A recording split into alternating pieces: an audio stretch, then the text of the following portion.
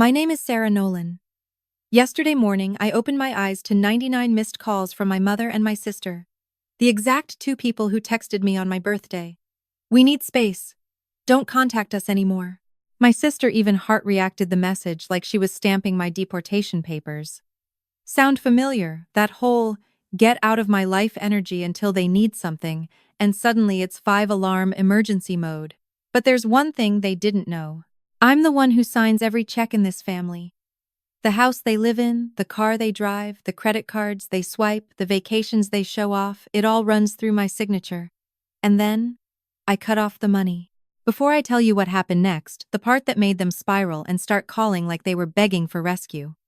If you enjoy stories about the underestimated person who actually holds the power, go ahead and like and subscribe. If not, don't bother. I don't need half-hearted clicks from casual viewers. And I want to ask you something. Where are you watching from, and what time is it there right now? Because this story, it's not just about family, it's about boundaries. It's about respect. And it's about the price of treating someone like an ATM with a heartbeat. Before we go deeper, give me 10 seconds. If you genuinely like real-life drama plus plot twists plus lessons about boundaries, then like and subscribe so you don't miss what's coming. But if you're just here to scroll and pass time, that's fine. I don't need pity subscriptions. And I want you to do one small thing for me. Drop a comment with 2 things. Where are you watching from? City, country. What time is it where you are? I'm not asking just for engagement. I want to know who this story is reaching the people who've been overlooked, who've been treated by their own families as the one who gives instead of the one who is loved. All right. That's out of the way. Now let me take you back to the beginning, to where it all started. Back when I was the invisible child in my own home. I grew up like a shadow in my own house. No one hit me. No one starved me. The pain was more subtle than that. My mother looked straight through me like I didn't exist. When I walked into a room, her eyes would always slide past me, searching for Jessica, my sister, first. Every conversation circled back to Jessica, what Jessica needed, what Jessica wanted, what problem Jessica was facing. And me, I became the easy one. The quiet one. The child who shrank herself so she wouldn't be a burden. When something went wrong, they called me. When everything was fine again, they forgot me just as quickly. I learned my role early, the fixer. The one who cleaned up the mess. The one who carried the heavy part so everyone else could feel light. I wasn't praised. I wasn't checked on. I was simply relied on in that blunt, dismissive way, just handle it and get it done. Sometimes I used to wonder, maybe I'm just too bland. Maybe that's why they treat me this way. But the older I got, the clearer it became, I wasn't bland, they just didn't want to see me. Because seeing me would mean acknowledging my effort. It would mean admitting fairness. It would mean accepting that Jessica wasn't the center of the universe. And because I was so used to being invisible, I accepted a foolish belief for years: if you keep giving, you'll eventually be loved. Wrong. Giving doesn't make you valued. It just makes ungrateful people see you as easier to exploit. My father passed away 10 years ago. I was 24, fresh out of college, and Nolan Properties, our family company, was drowning in debt like someone about to sink.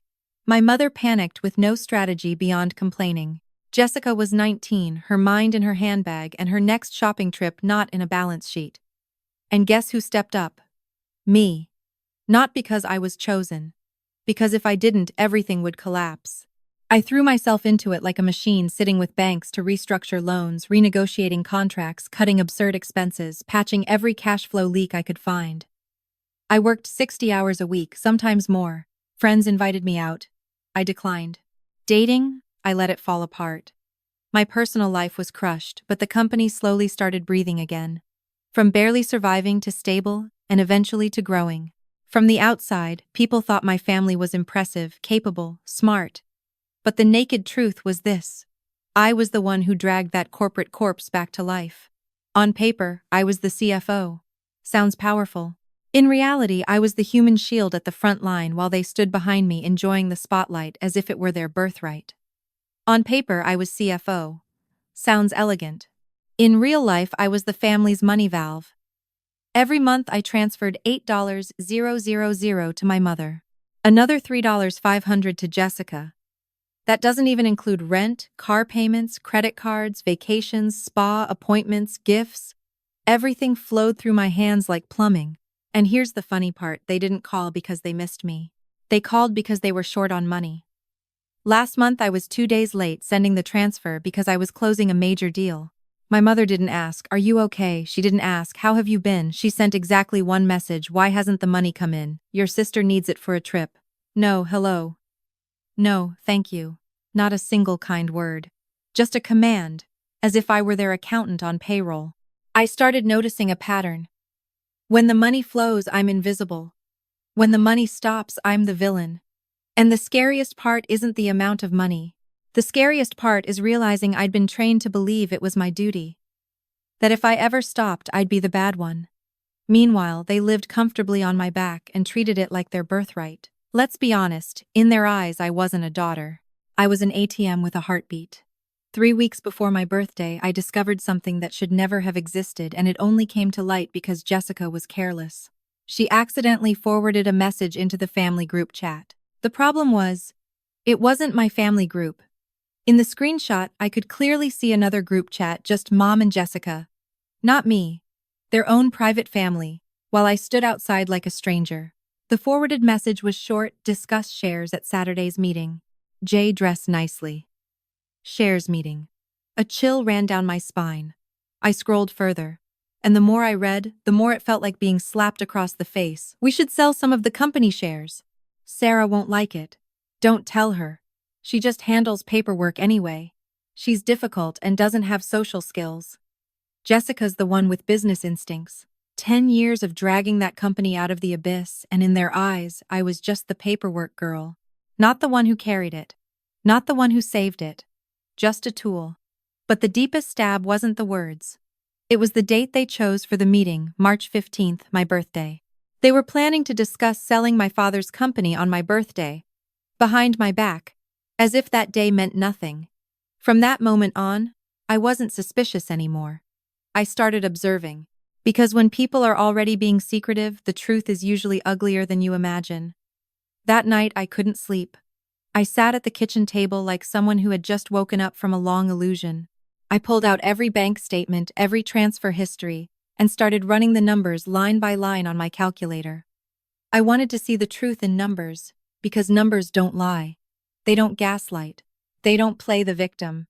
And what I saw was so clear it was chilling. Every month I sent my mother $8,000, 10 years, 120 months, $960,000.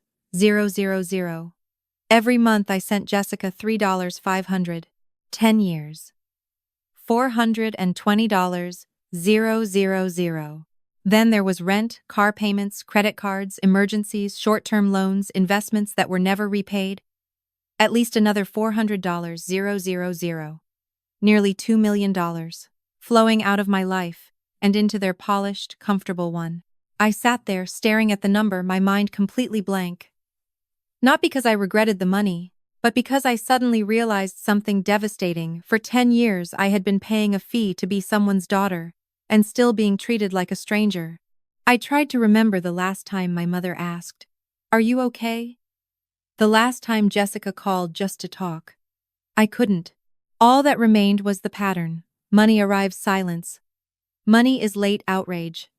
That was when I understood I wasn't supporting my family. I was funding an ungrateful system, and that system would never stop unless I stopped it. Because I knew how that would go: denial, performance, blame shifting. I wanted something more concrete. I wanted to see what they would actually do on March 15th, the day they planned to meet behind my back. So I chose the more dangerous but more certain options: silence and observation. Then I scrolled through my contacts and paused on a name I hadn't thought about in years: Harold Weston, my father's lawyer and his closest friend. Every year on my dad's death anniversary, he would send a message to check on me. I always replied politely, but I never opened up. At the time, I used to wonder why he kept reaching out. That night, I pressed call. Harold picked up quickly. His voice was warm and steady, almost as if he had been expecting this call. Before I could explain much, he asked directly, "Sarah, are you calling about the letter?" I froze. What letter? Barely had time to leave my mouth before he continued calmly. My father had left a letter, and he instructed that it be given to me only when I was ready. Harold had kept it for 10 years, not because he forgot, but because my father made him promise only when Sarah comes on her own, then you give it to her. I tightened my grip on the phone. The secret group chat. The meeting planned on my birthday. Suddenly, everything connected into a straight, undeniable line.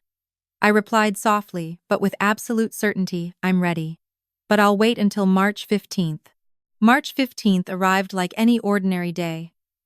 I woke up at 6 a.m. Supermunder HR and 5.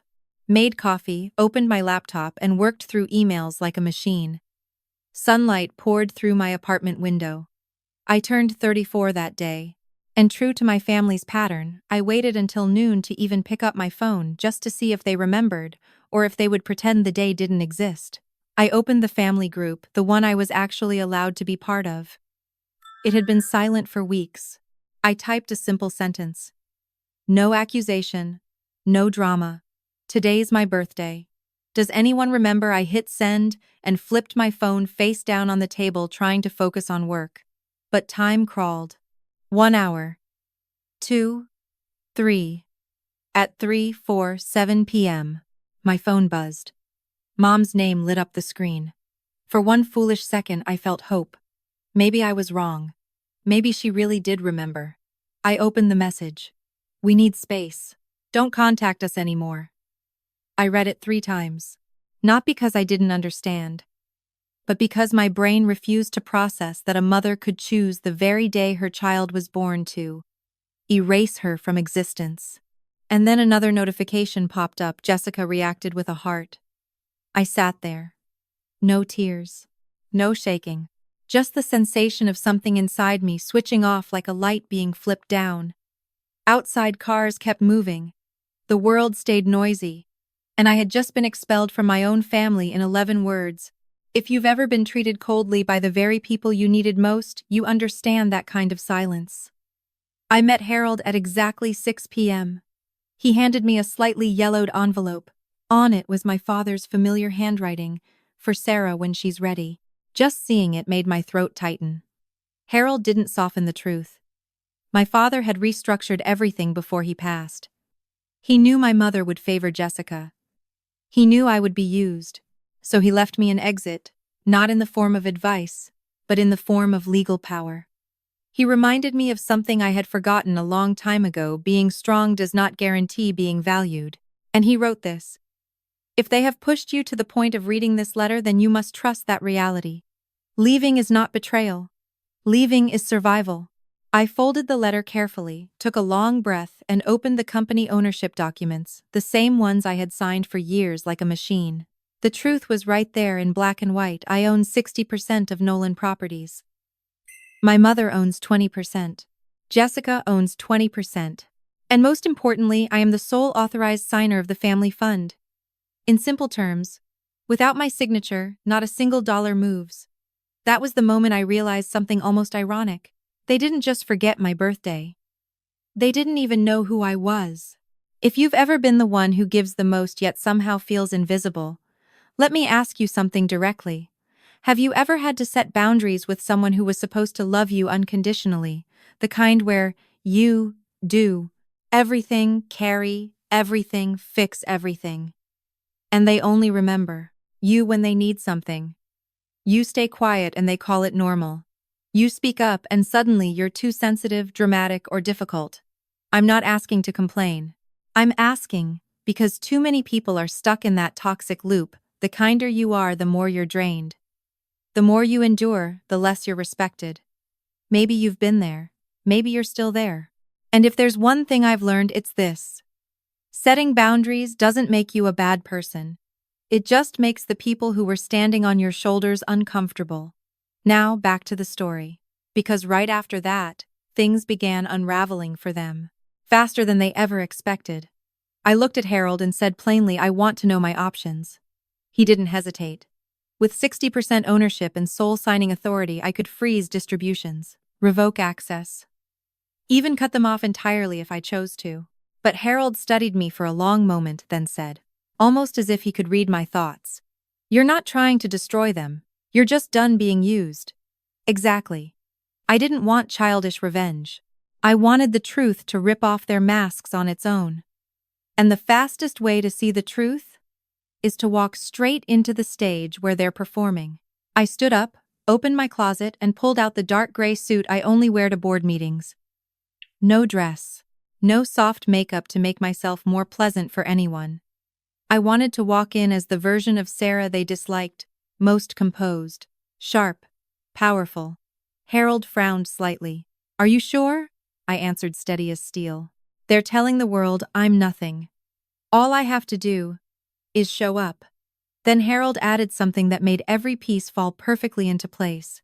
He had also been invited to the party, and so had Marcus Webb, the company's largest client. They thought Harold was just the company lawyer. They didn't know he reported directly to me. I buttoned my blazer and met Harold's eyes.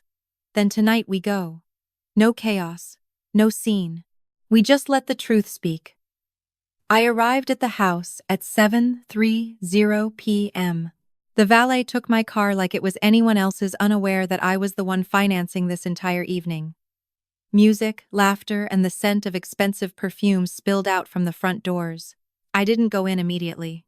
Instead, I walked around the side of the house and stood near the garden beside the glass doors, where I could clearly see what story they were telling about me. And just as I expected, my mother was playing the victim in front of my business partners.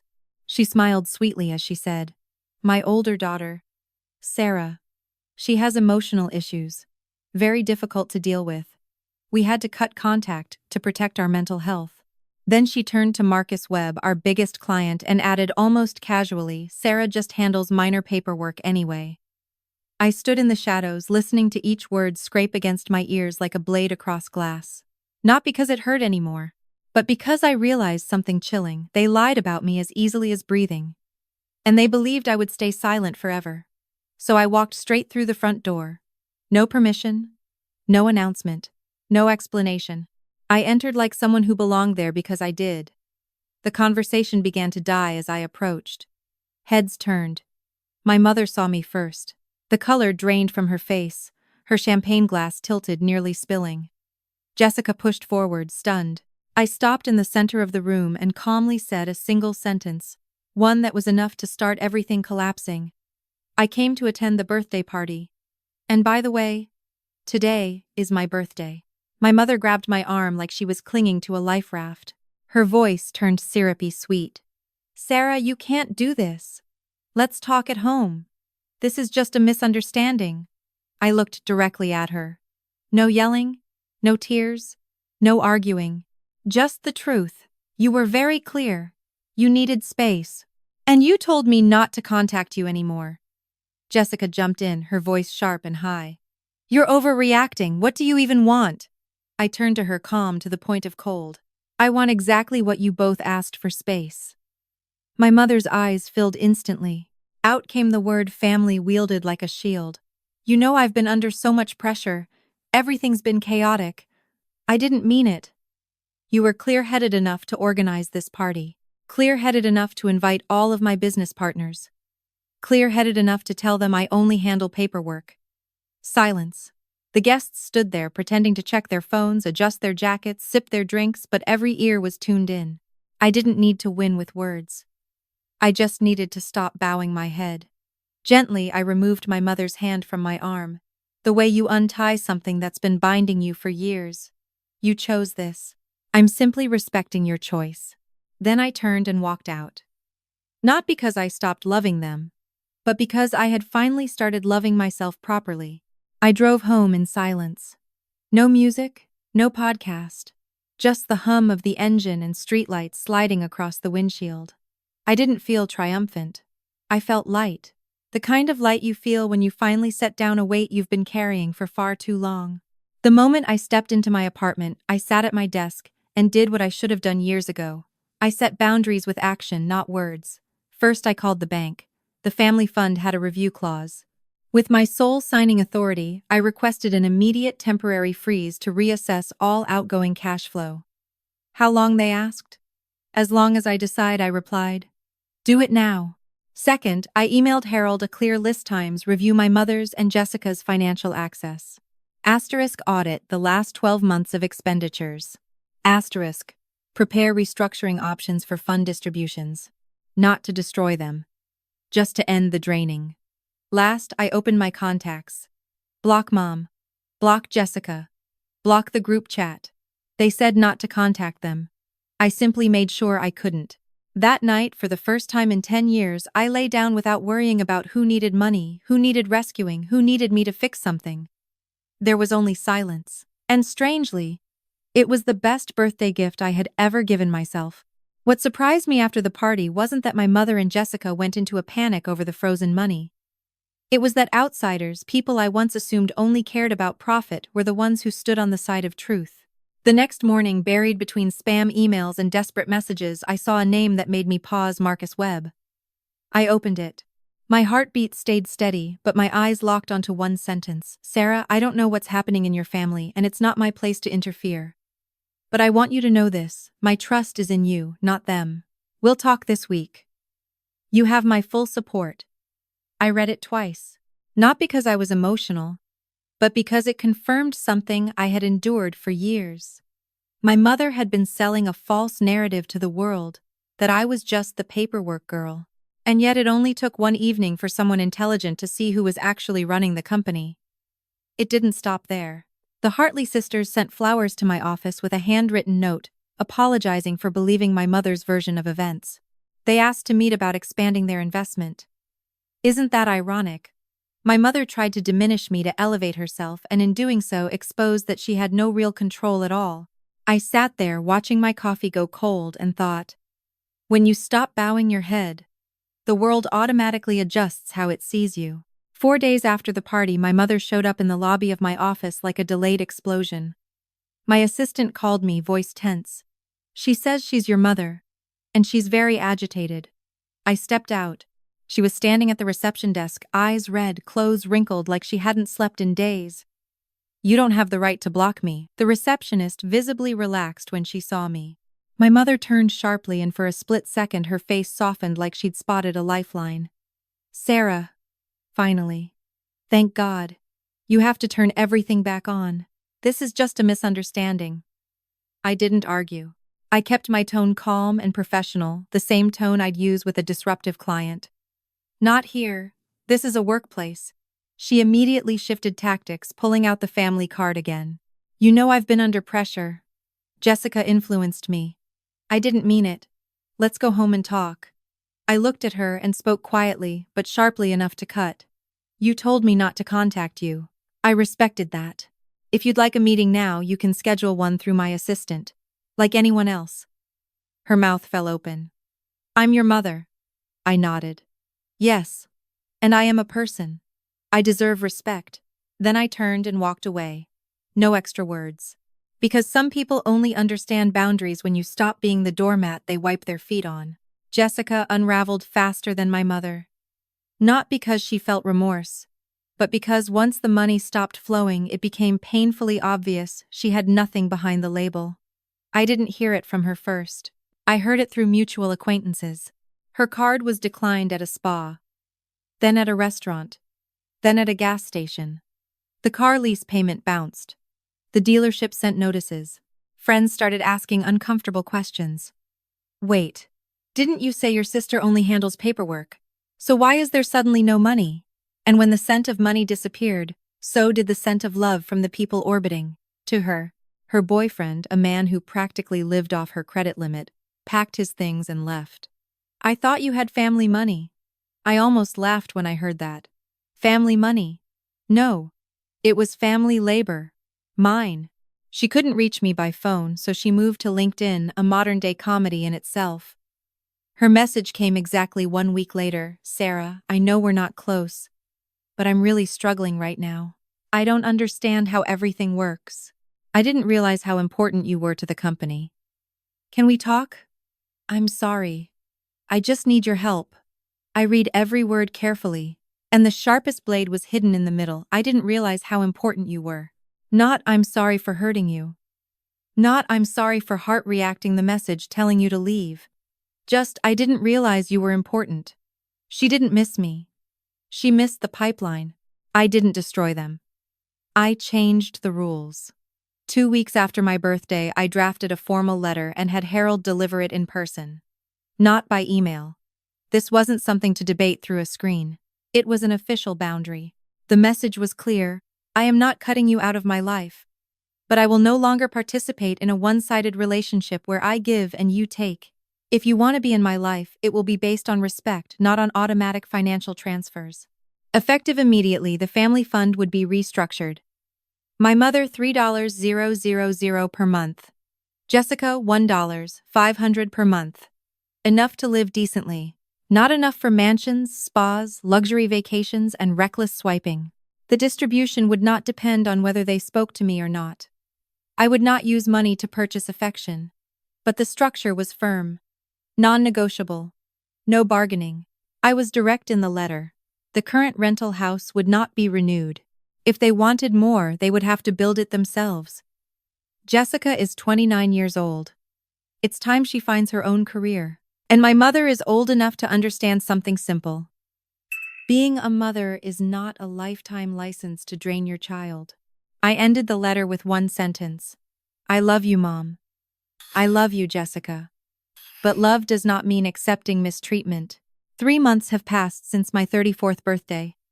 For the first time in my life, it's quiet.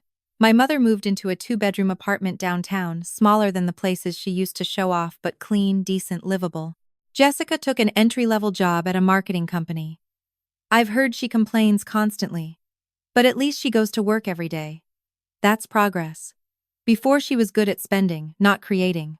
We barely speak.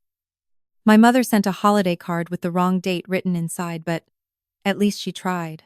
I'm not naive enough to expect a dramatic reconciliation. No tearful group hug. No sudden awakening of mutual understanding. That kind of family might never exist for us. But I've accepted a truth I avoided for 34 years. Some people don't love you because you're you. They love you because you're useful. And when you stop being useful, they call it betrayal. Last week, I celebrated my half-birthday alone. A small slice of cake, a glass of wine, standing on my balcony watching the city lights flicker. No calls, no flowers, no gifts. And I wasn't sad, because for the first time I understood something powerful. My worth is not measured by who remembers me. It's measured by the fact that I no longer forget myself. If you were in that moment, would you walk away like I did, or would you stay and argue until you felt heard? Tell me why. And if this story resonated with you, support the channel by liking and subscribing. I have more stories about being underestimated and rewriting the ending. There are related stories in the description if you'd like to go deeper. Thank you for staying until the end. I'll see you in the next video.